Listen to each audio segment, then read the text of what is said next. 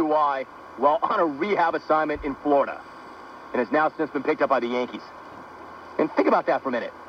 Cut after getting a DUI while on rehab, and was only on rehab because he cut his foot in a bar. I mean, how many things are wrong with that?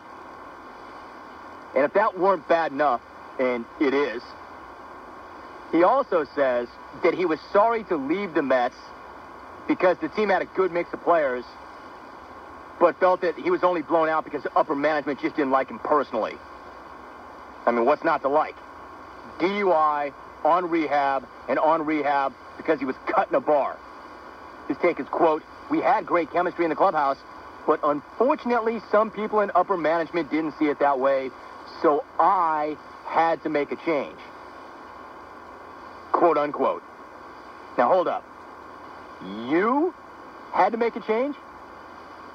You didn't do anything other than drink too much and not play well. You were on the DL because you cut your foot while in a bar.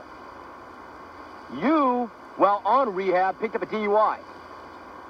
This was after you and Kareem Garcia thought that it would be a good idea to roll a pizza delivery guy during spring training. But the Mets are the ones with problems. Oh, okay. You would think that a guy that's scabbed would be a little more cautious about the way he handled his business. Be a little more careful about burning all these bridges. I guess not. You are Shane Spencer, fringe major leaguer. I don't think that you need to be calling out major league franchises.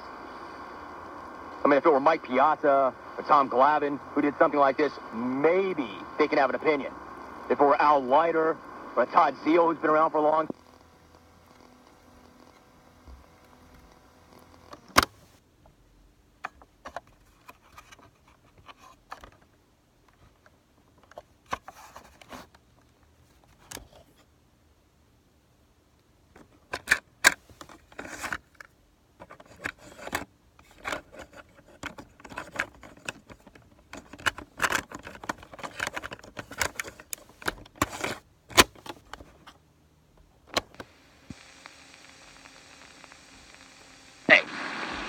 Sean Franco, Mike Piazza, Todd Zeile. I mean, but not Shane Spencer, no. And if you're a major leaguer, you should not be getting into it and throwing down with a pizza guy. I mean, why? What's that going to get you? What are you going to gain from that? Isn't it bad enough that this guy's a pizza guy? I mean, nothing against earning an honest living, but already the guy is struggling, right? He's a pizza guy. He's behind the 8 ball already. He shouldn't have to worry about having some major leaguer throw down on him. He's a pizza guy. And shouldn't you not be doing that if you're a major leaguer? How do you get caught up in something like that? But it's the Mets' fault. It's an organizational issue. 1-800-636-8686. As I mentioned, the New York Jets signed Quincy Carter. So they didn't have to even wait to find out what happened with the special master. They know they need help, and they do. We're still trying to run down Casey Kane. And I'm trying to run down Brian Dawkins. Now, Casey Kane was supposed to be earlier this hour, but then again, Brian Dawkins was supposed to be last week, so we'll see how that shakes down. I want to talk more about the LA Dodgers. They've got a 4-game lead in the NL West. That's not looking very solid right about now. It was 7.5 not that long ago. And I've got a story about a DUI bus driver. That's one of the worst things I've ever heard. A DUI bus driver. And a boxer last night who didn't exactly give it his all. In fact, from Providence. His name is Jason Estrada. Maybe you saw that story. And we'll talk about that. Also, one thing I have not covered, the San Diego Chargers have done a deal for Phillip Rivers, so they finally got him signed, reportedly. Strangely, they took out those parts about him getting an extra $5 million if he wins 5 Super Bowls in 5 years, or $7.5 million, I believe, if he gets 6 in his first 6 years. Why not just make the guy owner of the entire team if he even gets them to the playoffs? Because that's about as likely as him winning 5 Super Bowls in a row. Oh, and what do you know? the offer didn't come down every single day that he sat out. What a crock that was. You have until this time to accept our offer, or we're going to knock it down every single day. No, you're not. I mean, that's just not true. Nobody bought it. Yeah, like that was ever going to happen. And the clock is ticking on Deion Sanders. He still has not said whether or not he's coming out of retirement. And I think you know how I feel about that. Who cares? This guy is Magic Johnson in cleats. He's addicted to the pub. That's why he's doing it. He just wants TV cameras to follow him around. He wants newspaper people to put him in the headlines. That's his goal. He's done it every single year.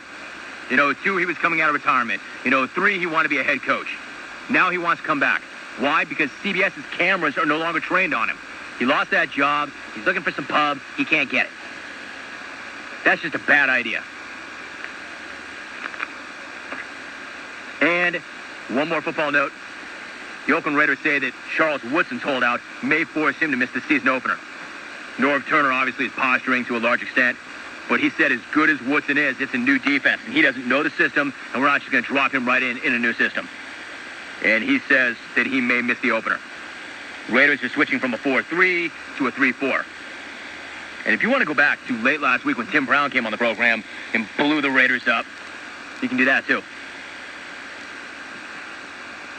We had Tiki Barber already. We're going to have Brian Dawkins, Philadelphia Eagles safety. And we're going to try and talk a little NASCAR with Casey Kane. 1-800-636-8686 is your phone number. And if you want to send me an email, the email address is jimrome@netzero.com.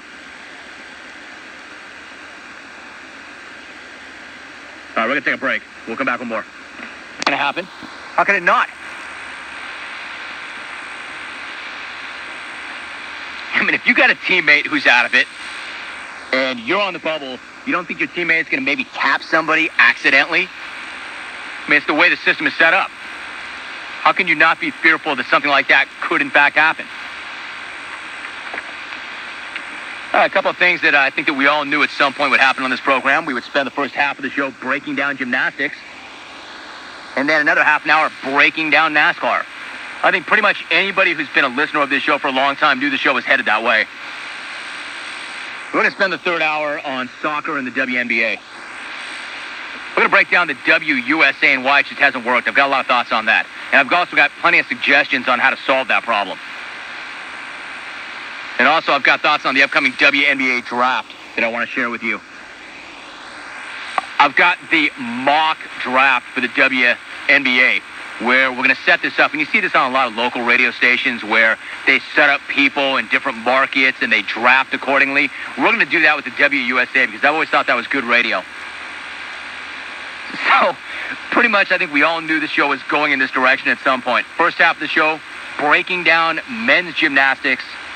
The last portion of the show, breaking down NASCAR. And next hour, our mock WNBA draft, where we will have a correspondent in all 4 WNBA markets. And they will pick when it's their turn to pick. And also the WUSA. Will it survive or not? My recommendation is to make it survive. And the good news is I think we lost Brian Dawkins. And ordinarily it wouldn't be good news if you ever lost a guest. But considering how many things we have to get to still, it would be considered good news. All right, there's your 2 hours, and we'll come back with a third hour. Very important hour, as you can tell. 1-800-636. Agree with you about Paul Hom, but there is an important question being overlooked. Isn't the NFL season about to start? Neil in Salt Lake City. Well, yes, it is, but we're talking about gymnastics. Talking about gymnastics. Are we talking about gymnastics? Not the season I die for, the NFL. Gymnastics. Talking about gymnastics. I'm not saying it's not important. I know it is. I'm not shoving it aside. But what are we talking about? Gymnastics. Not the season I die for. Gymnastics. On the show tomorrow, Sean Alexander joins us, and also Mark Kriegel, who's written a book about Joe Namath. So a couple of good ones you can look forward to. The Los Angeles Dodgers might have a 4-game lead in the NL West, with just a little more than a month ago. And if you had told me at the beginning of the season that that's where they'd be, number one, I would have said you're crazy. Number two, I guarantee you all of them would have taken that. But things are not going that well. Far from it, in fact. The team has been barely treading water for a few weeks, and almost all of their problems now are pitching related. They lost 10-1 on Sunday, with Wilson Alvarez getting chased in the second. Odalis Perez got roughed up yesterday, and the Dodgers, showing the grit that has helped them build that lead in the NL West, rallied back from a 7-1 deficit, capped by a 2-run, game-tying home run from fast-charging MVP candidate Adrian Beltre. It was his Major League leading 39th home run of the season. Adrian Beltre's got 39 bombs if you need them. More than Tomei, more than Bonds, more than Manram. 39 home runs. Tied the game at 7. Then Giovanni Carrara goes out there and walks in the winning run in the bottom of the 9th. Not good. 2 walks in the 9th, including the game loser. I mean, that's inexcusable. That can't happen. You're a major leaguer. You can't have that happen. You can't walk 2 guys in the 9th and the game winner. Not especially when your guys come back from a 6-run deficit. And then you lose on a walk. Yeah, that's not very demoralizing. Look, come after the guy. And if you give up a gapper or a double, hey, look, maybe he hits it at somebody. Whatever, but you can't walk in the winning run in that situation. At that point, come after the guy and hope for the best. Hope he hits it at somebody. But you can't walk in the game winner. Make him put the bat on the ball. Much less when you were down by 6 and come all the way back on another clutch bomb by Beltre. Beltre's amazing. He's not only hitting home runs, lots of them, he's hitting big home runs. Come from behind game-winning home runs. Come from behind game-tying home runs. They're big home runs. Ross Newhan had a point in the LA Times on Sunday. He talked about there hasn't been a Dodger since really Mike Piazza that muscles up and goes the opposite way that Beltre does, the way he does. It's true. The guy hits huge right field jacks. Remember back in the day when Mike was young? And that's not saying that Mike doesn't have power right now. When Mike would get his arms extended and just hit those monster shots to right field, that's what Beltre is doing right now. And that bullpen, which was the strongest part of their team, is now their biggest concern. That was on the heels of 3 straight bad outings from Eric Gagne. He got touched up by the Marlins on Wednesday. He gave up the eventual game winner on Thursday. He gave up the go-ahead runs on Friday before Beltre bailed him out with a pair of bombs. And he hasn't pitched since. Hey, 1 bad outing is 1 bad outing. 2 is a coincidence. 3 in a row, there was a problem. And again, it all goes back to the trade. It all goes back to that first game after the trade where they ran him out there for 3 innings against San Diego. Since then, his earned run average has been over 5. And he's just not the same guy. His command has not been the same. And he's not the same pitcher. Could be one of those things. Maybe fatigue. Maybe Paul LaDuca being gone has got something to